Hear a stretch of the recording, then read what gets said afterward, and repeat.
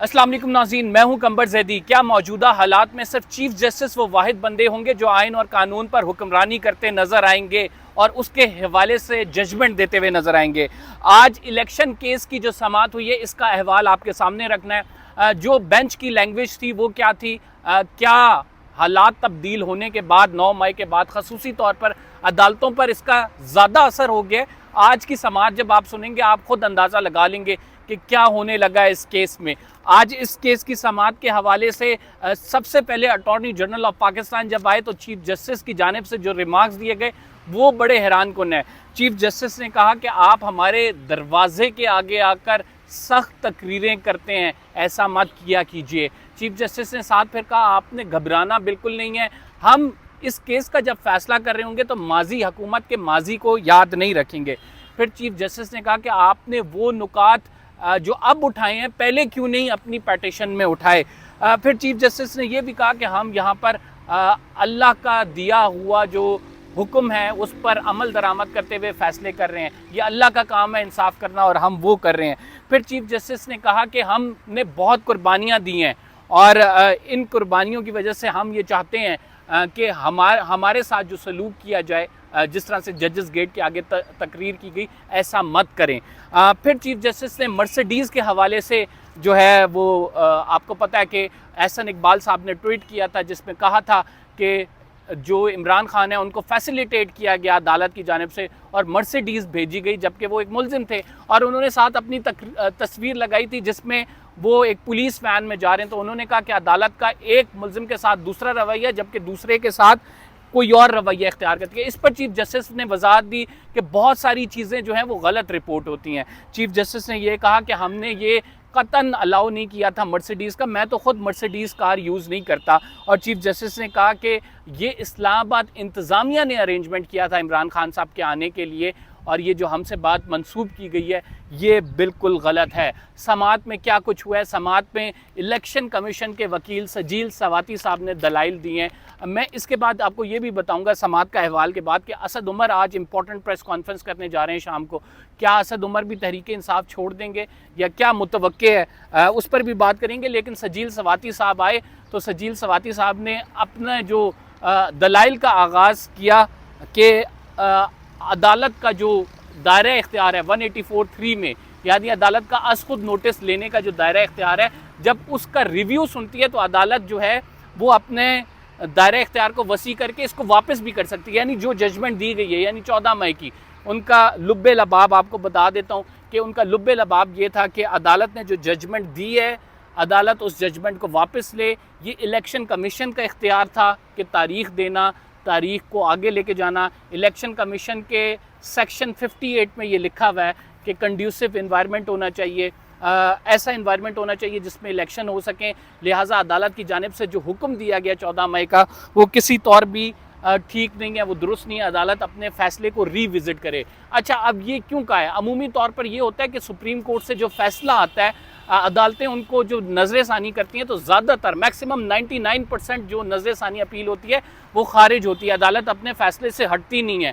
अब जो election commission के वकील हैं सजील सवाती साहब, वो अदालत को ये बावर कराने की कोशिश कर रहे हैं कि आपका फ़ैसला जो है वो मुल्क और कौम के नुकसान में है, आप अपने फ़ैसले को वापस लें, आप इस नज़र सानी अपील को अलाउ करें और मुल्क को आगे चलने दें। ये लुब्बे लबाब था सजील सवाती साहब का। इस पर जो है चीफ जस्टिस ने जो सवालात उठाए हैं वो बड़े अहम हैं।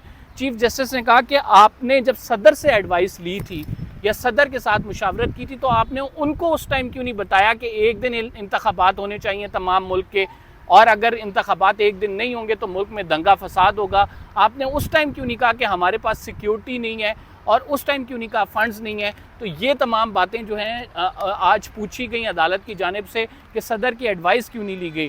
फिर उन्होंने कहा कि आप कानून और आइन के मुताबिक काम करें, आंखें बंद करके ना बैठ जाएं। आज इलेक्शन कमीशन के हवाले से जस्टिस मुनीब अख्तर ने भी रिमार्क्स दिए कि ये तो बड़ा वाज़े आइन की किताब में लिखा है कि 90 दिन के अंदर इंतखाबात होने थे, हमें तो इस पर कोई इबहाम नहीं है। आप अदालत के दायरा कार पे ज़रूर बात कर रहे हैं लेकिन आप इससे निकल कर जो मेन जजमेंट है उस पर बात करें। इसके अलावा जी आज जो बात की गई है वो सजील सवाती की जानिब से 3 जजमेंट्स को रेफ़र किया गया है। वो एक जजमेंट जो है वो तलोर के हवाले से थी, जिसमें जो गैर मुल्की आते थे वो तलोर का शिकार करते थे। सुप्रीम कोर्ट ने उसको बैन किया, उसके बाद रिव्यू में उसको वापस कर लिया।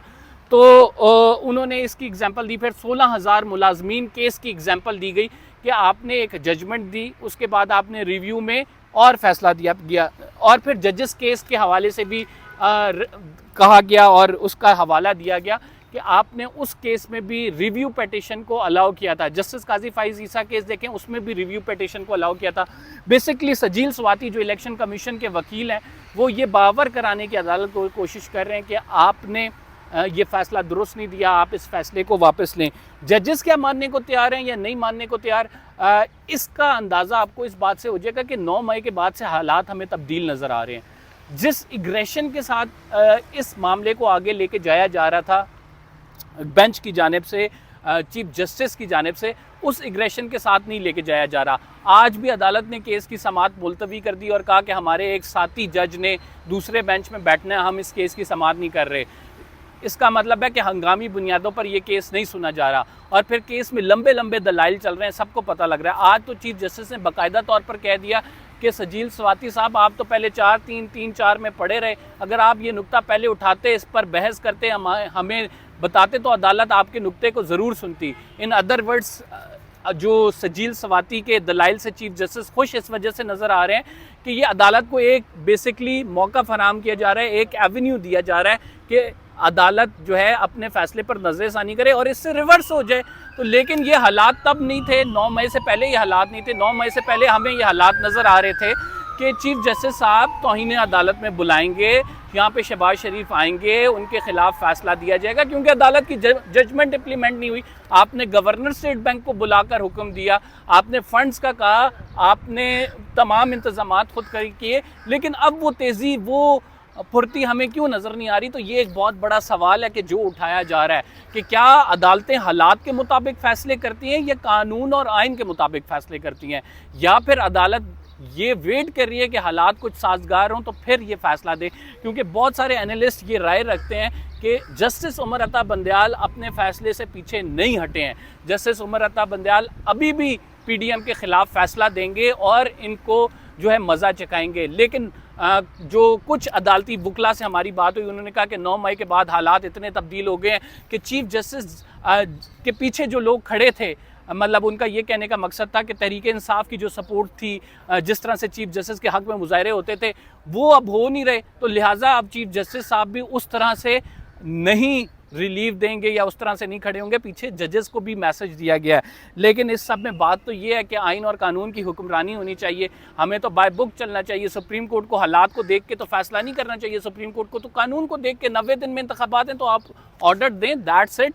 सिर्फ इतना ही होना चाहिए। लेकिन अनफॉर्चुनेटली हमारे मुल्क में हालात और वाक़यात कुछ अलग तरीके से होते हैं। खैर, आपको आगे चल के बताते हैं कि जो असद उमर साहब हैं, वो आज एक प्रेस कॉन्फ्रेंस करेंगे। जैसे ही वो अडियाला जेल से आप ये कह सकते हैं रिहा होंगे, क्या उनको दोबारा से किसी और वैन में बिठाकर जेल में डाल दिया जाएगा, या फिर वो प्रेस कॉन्फ्रेंस करेंगे और कहेंगे कि मैं तहरीक इंसाफ छोड़ता हूँ? अभी तक की इतलात के मुताबिक, एज ऑफ नाउ जो सोर्सेज ने हमें रिपोर्ट किया, असद उमर तहरीक इंसाफ को छोड़ने नहीं जा रहे।